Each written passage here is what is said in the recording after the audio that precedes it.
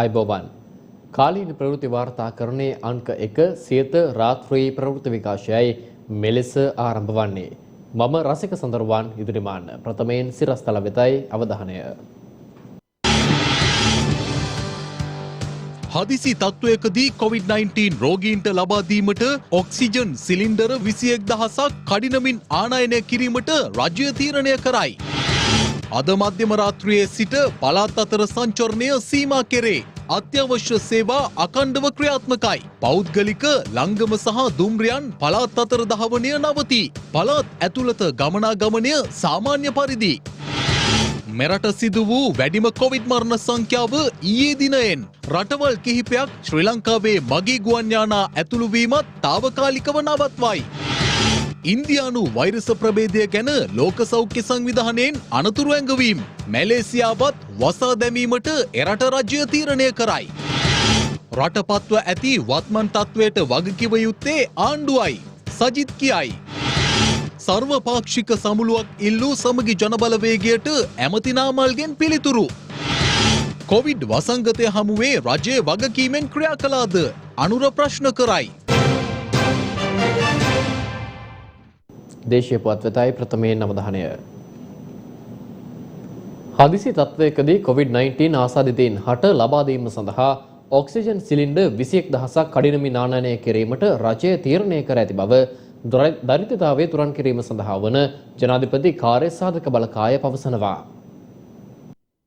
පසුගිය දා අරලියගහ මන්දිරයේදී කැබිනට් අමාත්‍යවරුන්, රාජ්‍ය අමාත්‍යවරුන්, අමාත්‍යංශ ලේකම්වරුන් ඇතුළු දෙපාර්තමේන්තු ප්‍රධානීන් රැසක් සමග පැවති රැස්වීමේදී ආර්ථික පුනර්ජීවන සහ දරිද්‍රතාවය තුරන් කිරීම සඳහා වන ජනාධිපති කාර්යසාධක බලකායේ සභාපති බැසිල් රාජපක්ෂ මහතා විසින් දැනට දිවයින තුළ ඔක්සිජන් නිෂ්පාදනය කරන සමාගම් වන සිලෝන් ඔක්සිජන් ලිමිටඩ් සමාගම සහ ගෑස් වර්ල්ඩ් ලංකා ලිමිටඩ් සමාගම විසින් අවශ්‍ය තරම් ඔක්සිජන් නිෂ්පාදනය කරන බව ප්‍රකාශ කර සිටි අතර දැනට ඇතැම් රෝහල්වල මහා පරිමාණ ද්‍රව ඔක්සිජන් ටැංකි, ඔක්සිජන් සාන්ද්‍රණ බලාගාර, ඇඳන් ආසන්නයේ වූ කුඩා ප්‍රමාණයේ ඔක්සිජන් සාන්ද්‍රණ ඇති බවත් ප්‍රකාශ කළා. එහෙත් විවිධ ප්‍රමාණයෙන් වූ වායු ඔක්සිජන් සිලින්ඩර සංඛ්‍යාව රෝගීන්ගේ අවශ්‍යතා සඳහා වැඩි කිරීම යෝග්‍ය බව එහිදී බැසිල් රාජපක්ෂ මහතා වැඩිදුරටත් ප්‍රකාශ කර සිටියා. ඒ අනුව සෞඛ්‍ය අමාත්‍යාංශය විසින් පුරෝකථනය කර ඇති අමතර ඔක්සිජන් සිලින්ඩර අවශ්‍යතාවය ලීටර් 4 කුඩා සිලින්ඩර 2000ක් සහ ලීටර් 12 විශාල සිලින්ඩර 10000ක් මෙන්ම ලීටර් 47 සිලින්ඩර 9000ක් වනවා.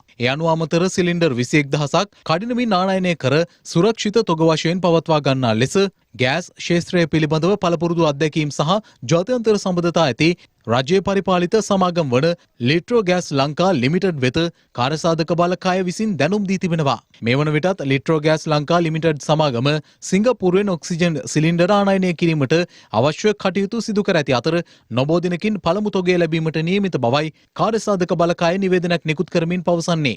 මීට අමතරව අග්‍රාමාත්‍ය මහින්ද රාජපක්ෂ මහතා විසින් චීන ජනරජයෙන් කළ ඉල්ලීමකට අනුව ඔක්සිජන් සිලින්ඩර ඇතුළු වෛද්‍ය උපකරණ තොගයක්ද ශ්‍රී ලංකාවට සැපයීමට චීන රජය අවධානය යොමු වී ඇති බවත් කාර්යසාධක බලකාය නිවේදනයක් නිකුත් කරමින් පවසනවා. පවතින කොවිඩ් වසංගත තත්ත්වයේ හේතුවෙන් අද මධ්‍යම රාත්‍රියේ සිට පළාත් අතර සංචරණ සීමා පැනවීමට කටයුතු කරන බව යුද හමුදාපති ජෙනරාල් ශවේන්ද්‍ර සිල්වා මහතා පවසනවා. එය එළඹෙන 30 වනදා දක්වා ක්‍රියාත්මකයි. මේ අතර පළාත් අතර සිදුවන ගමනාගමන කටයුතු සඳහා ලංගම බස් රථ, පෞද්ගලික බස් රථ සහ දුම්රිය අද මධ්‍යම රාත්‍රියේ සිට අවලංගු කර තිබෙනවා. කොවිඩ් ව්‍යාප්තිය පාලනය කිරීම සඳහා අද මධ්‍යම රාත්‍රියේ සිට සංචරණ සීමා පැනවීමට ජනාධිපති ගෝඨාභය රාජපක්ෂ මහතා අදාළ අංශ වෙත ඊයේ උපදෙස් ලබා දුන්නා.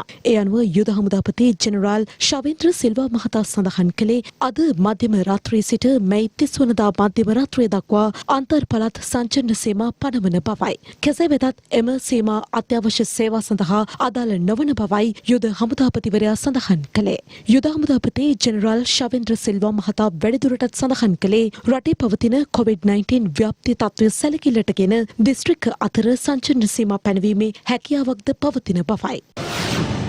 මෙහිදී පළාත් අතර සංචරණය සීමා වෙන්නේ අනවශ්‍ය ගමන් බිමන් සඳහා විශේෂයෙන්ම විනෝද චාරිකා ඒ වගේම වෙනත් කටයුතු නිමාඩු ගත කිරීම හෝටල් නවාතැන්පොළ වල නැවතීමට යාම, ඒ වගේම ඥාති හිත මිත්‍රාදීන් බැලීමට යාම, නෑදෑ ගමන් යාම මෙවැනි කටයුතු කිසිසේත්ම සිදු කිරීමට අවස්ථාවක් ලැබෙන්නේ නැහැ. සෑම පළාත් මායිමකම පොලිස් නිලධාරීන් වගේම ත්‍රිවිධ හමුදාව විශේෂ කාර්ය බලකාය අපි යොදවනවා. කෙසේ වෙතත් ජනතාවගේ එදිනෙදා කටයුතු පවත්වාගෙන යාමට අවශ්‍ය අත්‍යවශ්‍ය සේවාවන් ඒ ආකාරයටම ක්‍රියාත්මක වෙනවා. ඒ වගේම අද රාත්‍රී 12 සිට පොලිසියේ සියලුම නිලධාරීන්ගේ නිවාඩු 31 වෙනිදා දක්වා සම්පූර්ණයෙන්ම අවලංගු කර තිබෙනවා. මේ අතර අද මධ්‍යම රාත්‍රියේ සිට අන්තර් පළාත් සංචරණ සීමා පැනවීමත් සමග බස් රථ සහ දුම්රිය දහවනය සම්බන්ධයෙන් ශ්‍රී ලංකා ගමනාගමන මණ්ඩලය සහ ශ්‍රී ලංකා දුම්රිය දෙපාර්තමේන්තුව මෙලෙස අදහස් පළ කළා. අන්තර් පළාත් බස් රථ රජයේ තීන්දුවත් සමග අපි සීමා කරන්නට කටයුතු කරලා තියෙනවා. හැබැයි මේ බස් රථ සීමා කරත් අත්‍යවශ්‍ය සේවා සඳහා සහ රජයේ සහ පෞද්ගලික අංශයේ සේවක සේවිකාවන්ට සීමිත බස් ප්‍රමාණයක් අපි ධාවනය කරන්න කටයුතු කරනවා. මේ මාසේ 30 වෙනිදා වෙනකන් මේක ක්‍රියාත්මක කරනවා.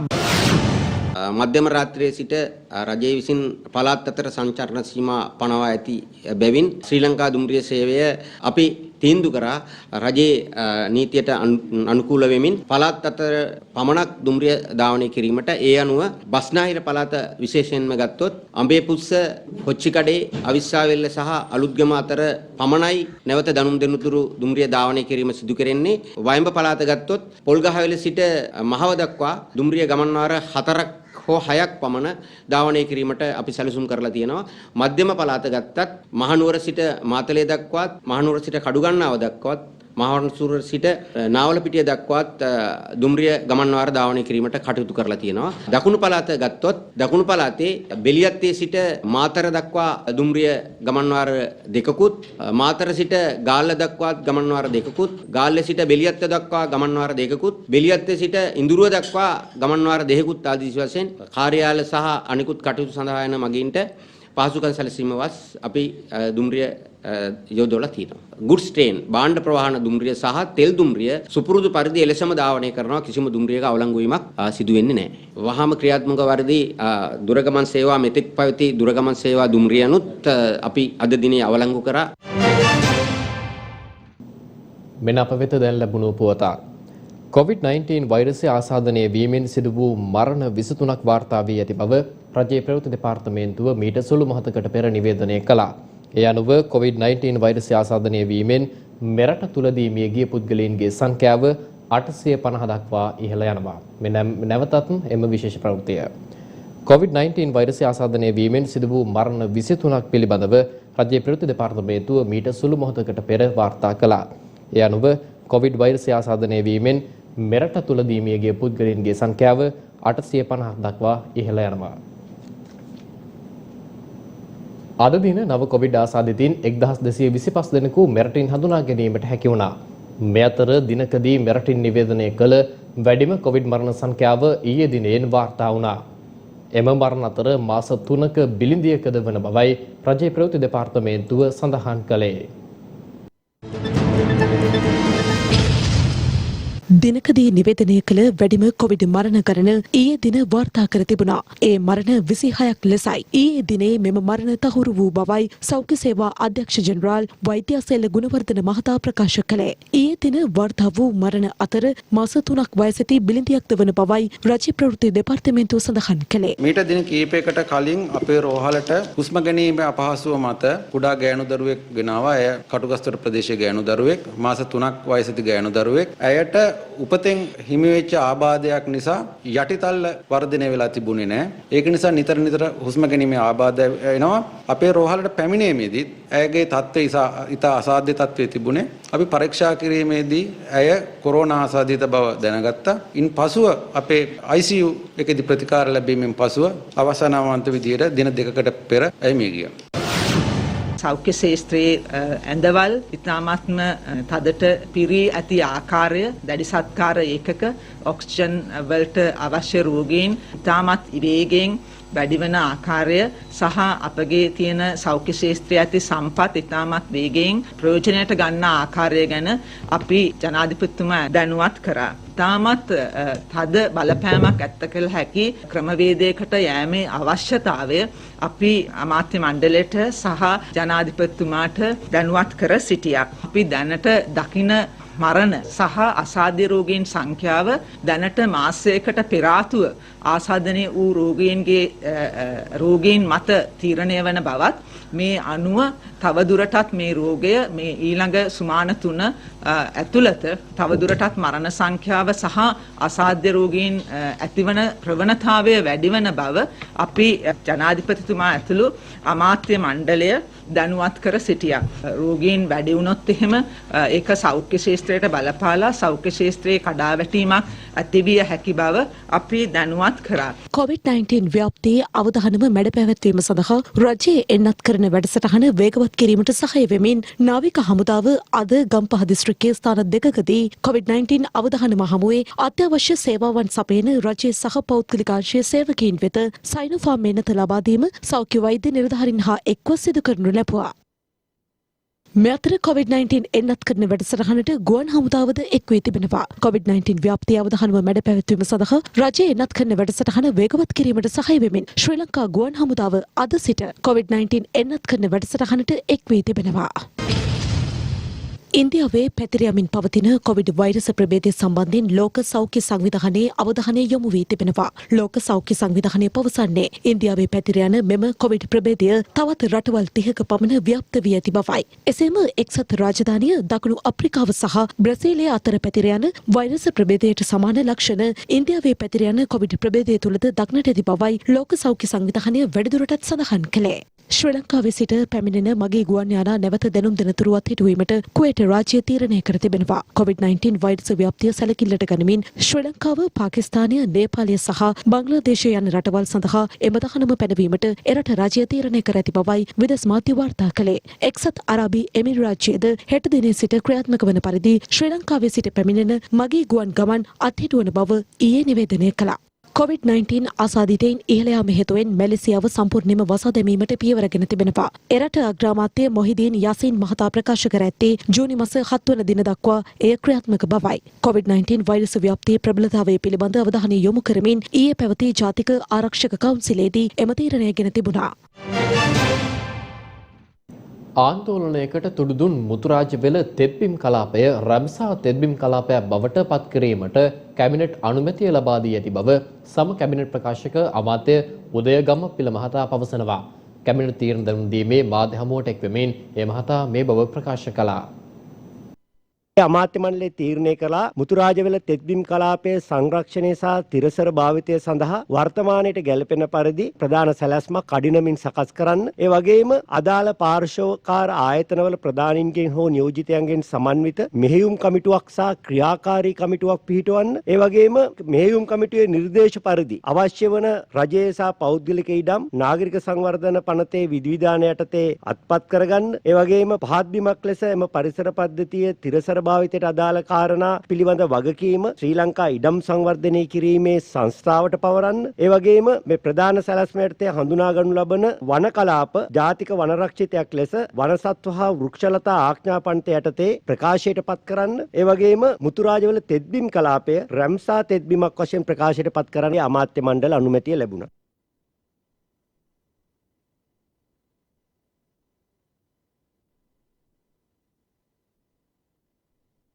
ආණ්ඩුවක් විදියට අපි මේ මතුවලා තියෙන තත්ත්වය පාලනය කර ගැනීම සඳහා කළ හැකි කළ යුතු සියල්ල ඉටු කරමින් ඉන්නවා. දවසකට 20000ක් මිය යෑමේ තත්ත්වයක් සැප්තැම්බර් මාසේ ඇති වෙන බවට පැවසීමේ පදනම කුමක්ද කියන එක. මොකද ඒ ඉලක්කම බොහෝ දුරට අතාත්වික තත්ත්වයක් පේන්නේ. එවැනි තත්ත්වයක් ඇති නොවේවා කියන එක තමයි මම හිතන්නේ හැමෝගෙම ප්‍රාර්ථනාව. ඒ නිසා ඔවුන් මේ පුරෝකථනය කරන විද්‍යාත්මක පදනම කුමක්ද කියන එක මේ වන විටත් රජයේ වෛද්‍ය නිලධාරීන්ගේ සංගමයේ විසින් එම ආයතනයෙන් ප්‍රශ්න කිරීමක් සිදු කරලා තිබෙනවා. අඩු ආදායම්ලාභීන් සහ මධ්‍යම පාන්තිකයන් වැඩි පිරිසකට නිවාස ලබා දීම කෙරෙහි විශේෂ අවධානය යොමු කරන ලෙසට අග්‍රාමාත්‍ය මහින්ද රාජපක්ෂ මහතා විසින් ජාතික නිවාස සංවර්ධන අධිකාරියට උපදෙස් ලබා දී තිබෙනවා.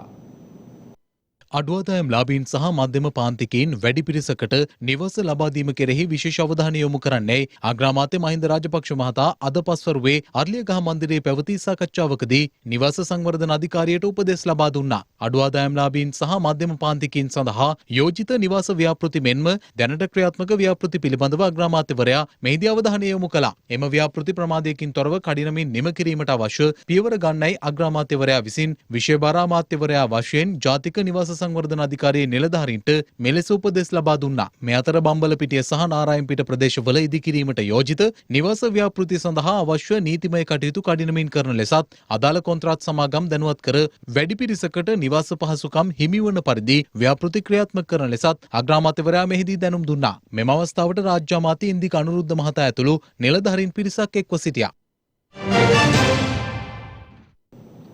කොවිඩ් වසංගත තත්ත්වයේ හේතුවෙන් වර්තමානයේ රට පත්ව ඇති තත්ත්වයට සම්පූර්ණයෙන්ම වගකිව යුත්තේ වත්මන් රජය බව විපක්ෂ නායක සජිත් ප්‍රේමදාස මහතා පවසනවා. ඒ අද විපක්ෂ නායක කාර්යාලයේ පැවති විශේෂ සාකච්ඡාවකට එක් වෙමින් කෝවිඩ් වසනය මේ වන විට මුළු රටම වෙලාගෙන තිබෙනවා. මේ තත්වයට සම්පූර්ණයෙන්ම වග කියන්නට ඕන වර්තමාන රජය. ජනතාවාදී ජනහිතකාමී විපක්ෂයක් හැටියට රටේ ජනතාව රැකගන්න, ආරක්ෂා කරන, ජීවත් කරවන මෙහෙයුමක් ආරම්භ කරන්නට බලාපොරොත්තු වෙනවා. රටට සමගි ජන බලවේගයෙන් හුස්මක් යන තේමාව තුළ අපි නැවතත් වරක් ජීවිතාරක්ෂක රෝහල් උපකරණ අපේ රටේ සෞඛ්‍ය පද්ධතියට පරිත්‍යාග කිරීමේ වැඩසටහන ආරම්භ කරන්නට සූදානම්. නවීන නූතන යුගයට ඔබින සමගි ජන බලවේගයේ අපි ප්‍රතිවාදීන් විවේචනයට පමණක් ලක් නොකොට රටේ අවශ්‍යතාවයන් වලට යම් තාක් දුරකට විසඳුම් ලබා දීමේ ප්‍රායෝගික ශක්තිමත් විපක්ෂය. අපි ඒකායන අධිඨනේ රටේ ජනතාව ජීවත් කරවීමේ වගකීමේ පෙරමග ගමන්කරුවෙක් හැටියට කටයුතු කරන අපි ක්‍රියාත්මක වෙනවා. අපි හැමෝගෙම ඒකායන අධිඨන කොරෝනා මාරයා පරාජය කරන්නට ඔබ සෑම සිළුද ධෛර්ය ශක්තිය වාසනාව ලංකාවාසී ජනතාව සුවපත්. කොවිඩ් වසංගතයේ හමුවේ රජය වගකීමෙන් ක්‍රියා කළාද යන්න ගැටලුවක් බව ජනතා විමුක්ති පෙරමුණේ නායක පාර්ලිමේන්තු මන්ත්‍රී අනුර කුමාර දිසානායක මහතා ප්‍රශ්න කර සිටිනවා. ඒ අද කොළඹ පැවති මාධ්‍ය හමුවකදී ජීවිත හානි, රෝගයේ වෙළඳීම්, රෝගයේ පැතිරවීම, අදාළ ආයතන පද්ධති කඩාවැටීම්, ගොඩනගා තිබෙන යාන්ත්‍රණ අසමත් වීම ආදී විශාල ගැටලු ප්‍රමාණයකට අද මුහුණ දී තිබෙනවා. මේ කිසිවක් මේ වෛරසයේ ස්වභාවික තත්ත්වය නොවේ. සෞඛ්‍ය අමාත්‍යවරය හැටියට මේ වගකීමෙන් ඉටු කරා. විටක කුණ්ඩල කේසි වරම්ද මොනවද අරගෙන මුට්ටි ගිහිල්ලා නගට දානවා. විටක පැණි බොනවා. මොකද මේ විකාරය? ඖෂධ භාර අමාත්‍යවරය පැණියක් බදාගෙන කාලිමෙණියන්ගේ දේවවරම් කියලා විකාර රූප රංගනයන් ගෙදුණු. සමහර දේව අපි උපේක්ෂාවෙන් යුතුව බලාගෙන ඉන්නේ. හැබැයි අවසන් ප්‍රතිඵලය කුමක්ද? දේශීය වෛද්‍ය භාර අමාත්‍යවරය පැණියක් බදාගෙන පාර්ලිමේන්තුවට ගෙනියනවා, ඇමතිරු ගාවට ගෙනියනවා, පරීක්ෂණ ආයතන වලට ගෙනියනවා. මොන විකාරයක්ද කරේ මේ රටට? වග කියන්න ඕන නාලිකත් එහෙමයි. සමහර පෞද්ගලික නාලිකාවක් කාලි පැණිය ප්‍රධාන ප්‍රවර්ධනයේ නියමුව බවට පත් වුණා. නියමිත පරීක්ෂණ පටිපාටියේ ඒ නිෂ්පාදනය කරන්න එපා කියලා දැන් නියෝග ලබා දී තිබෙනවා. මේ කොරෝනා වලට කිසිසේත්ම බෙහෙතක් නොවන බව, අඩුම තරමේ ආහාර පානයක්වත් නොවන බව ප්‍රකාශ කොට තිබෙනවා. දැන් කොහේ නාලිකාව අඩුම තරමේ ජනතාවගෙන් සමාවිල්ලනවා. පෞද්ගලික නාලිකා නම් බිස්නස් වලට කියමු. ආණ්ඩුවේ නාලිකාව. පැණි බෙදන්න පටන් ගත්තා. දැන් ඒ සභාපතිවරු ඇවිල්ලා කියන්නේ සමාවෙන් අපි වැරදි පස්සේ පහඹාගෙන ගියා කියලා. මෙම කාලය සර්වපාක්ෂික සමුළු කැඳවීමට කාලයක් නොවන බවත් විපක්ෂයට අවශ්‍ය නම් අදාළ අංශ සහ පුද්ගලයන් හමුවේ සිය අදහස ඉදිරිපත් කළ හැකි බවත් අමාත්‍ය නාමල් රාජපක්ෂ මහතා පවසනවා. අමාත්‍යවරයා මේ බව ප්‍රකාශ කළේ කොළඹදී මාධ්‍ය වෙත අදහස් පළ කරමින්.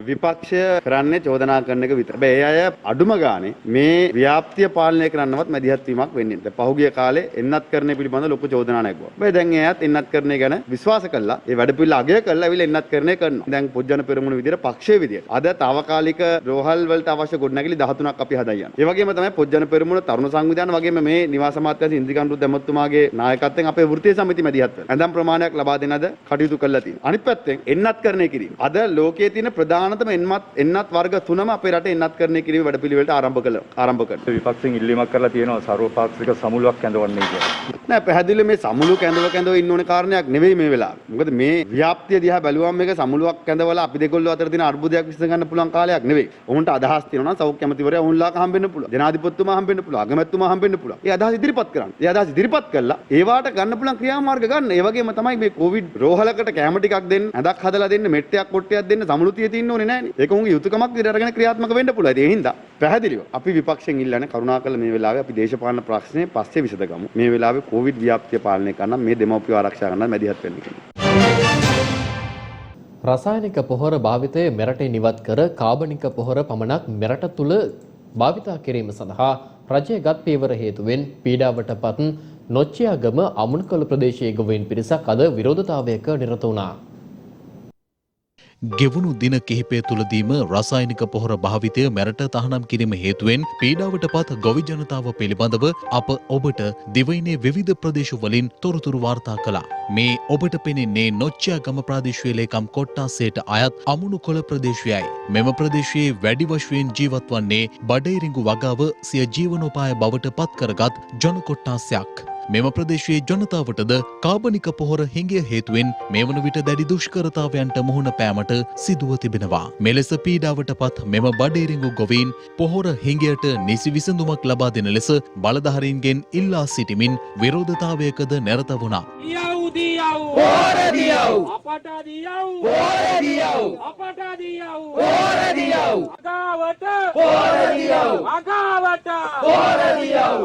රජයෙන් කියනවා කාබනික පොහොර ව්‍යාපෘතියකට ගිහිල්ලා රටේ සෞඛ්‍ය ශාස්ත්‍රයේ ගැටලු විසඳනවා කියලා. දැන් අපිට තියෙන ගැටලුව තමයි එකපාරම gediya පිටින් මේව තෙල් පොහොර නැහැ කිව්ව ගමන් අපි මේ කන්න පටන්ගෙන තියෙන්නේ. මේ කන්නේදී ගොවියා ආරම්භ කරනකොට ගොවියා ළඟ තියෙන්න ඕන තෙල් ටික පොහොර ටික තියෙන්න ඕන. අද වෙනකොට මේ ආණ්ඩුවෙන් ගත්ත තීරණය නිසා හැම ව්‍යාපාරිකයෙක්ම මේ ගබඩා කරගත්ත ව්‍යාපාරිකයෝ බඩු දෙන්නේ නැහැ ගොවින්ට. වගාවන් ටික එහෙම කඩා වැටලා තියෙනවා. මේක රටේ නිෂ්පාදනය ගැන හිතන පාලකයෝ අනිවාර්යෙන් හිතන්න ඕන දෙයක්. මේ කුසිකාර්මික ශාස්ත්‍රයේ කඩා වැටෙනවා කියන්නේ අනිවාර්යෙන් රටේ ලක්ෂ 75ක් විතර ඉන්න ගොවියෝ කඩා වැටෙනවා. මම හිතන්නේ මේ කුඹුරක් අක්කර 2.5 කුඹුරක පැහුණු අස්සන්න දෙකෙන් පංගුවකට වඩා අඩු වෙලා ගියාට පස්සේදී රට සුවම්පෝත්‍ය කරන්නේ සහලෙන් ලබා දෙන්නෙත් නැත්නම් කුසි රසායනික පොහොර ටික දෙන්නෙත් නැත්නම් දැන් පරම්පරා දෙකක කාලයක් මේ කුමිනාශක යොදවලා පොහොර යොදවලා පොළව හුරු කරලා අවසානයේදී මොන විකල්ප මාර්ග අරගෙනද කියලා අපි අහනවා රජයේ උසස් නිලධාරීකින් හා ජනාධිපතිවරයාගේ ඉඳලා සෑම නිලධාරියෙකුම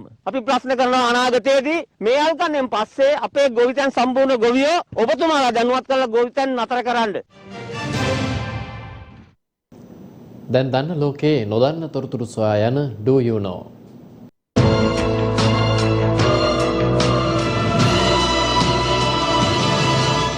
Do You Know.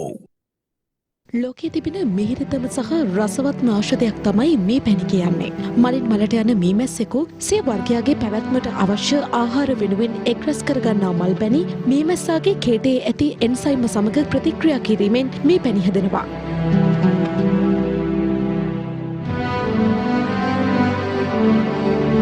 ආයුර්වේද වෛද්‍ය විද්‍යාවට අනුව මේ පැණි අමෘතය වගේ කියලත් හඳුන්වනවා. අමෘතය ආහාරයට ගැනීමෙන් කිසිදා ලෙඩ නොවන බවට විශ්වාසයක් පවතිනවා.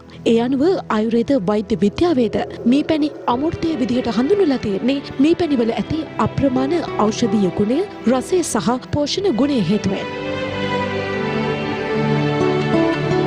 ඒ වගේම ආයුර්වේදය තුළ මෙම මී පැණි ඖෂධ නිපදවීම සඳහා බහුල වශයෙන් යොදා ගන්නවා. මෙලෙස මී පැණි ಔಷಧ නිපදවීම සඳහා යොදා ගැනීමට හේතු වන ප්‍රධානම සාධකය වෙන්නේ එය වෙනත් කිසිදු ද්‍රව්‍යයක් සමග මිශ්‍ර කළත් එහි ගුණ නොවෙනස්ව පැවතීමයි.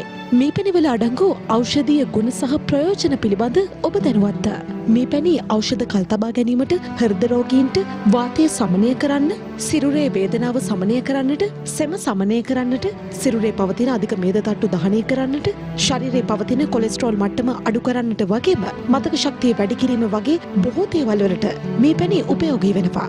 මේ කොහොම වුණත් මී පැණි භාවිතයේදී අපි සැලකිලිමත් විය යුතු කරුණු කිහිපයක් තියෙනවා. ඒ තමයි මී පැණි උණුසුම් ද්‍රව්‍ය සමග ආහාරයට ගැනීමක් හෝ රත් නොකිරීමටත් වග බලා ගත යුතු වෙනවා. ඒ මොකද කියනවා නම් මී පැණි රත් කිරීමේදී මී පැණි වල අඩංගු සංයෝග විෂ ද්‍රව්‍ය බවට පත් වෙලා ශරීරයට අහිතකර තත්ත්වයක් ඇති කරන්නටත් ඉඩ තියෙනවා. මේ නිසා ඖෂධ සකස් කිරීමේදී පවා ඖෂධ ද්‍රව්‍ය නියුණු පසු මී පැණි එක් කිරීමයි සිදු කරනු ලබන්නේ. ඒ අනුව සබහ දහමෙන් අපිට උරුම කළ ශක්ති ජනකම පානයන්ගේ එකක් විදිහට මී පැණි හඳුන්වා දෙන්න පුළුවන්.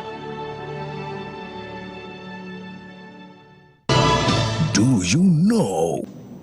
එත් සමගින් සියත රාත්‍රී ප්‍රවෘත්ති විකාශය අවසන්. යලිත් හමුවෙමු හෙට උදෑසන 6ට අපගේ උදෑසන ප්‍රවෘත්ති විකාශයත් සමගින්. ඔබට සුබදායි රාත්‍රියක්.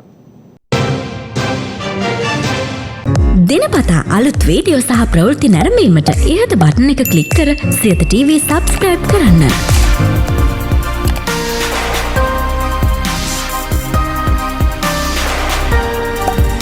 අලුත් වීඩියෝ ගැන මුලින්ම දැනගන්න මෙම සීනුව ක්ලික් කරන්න.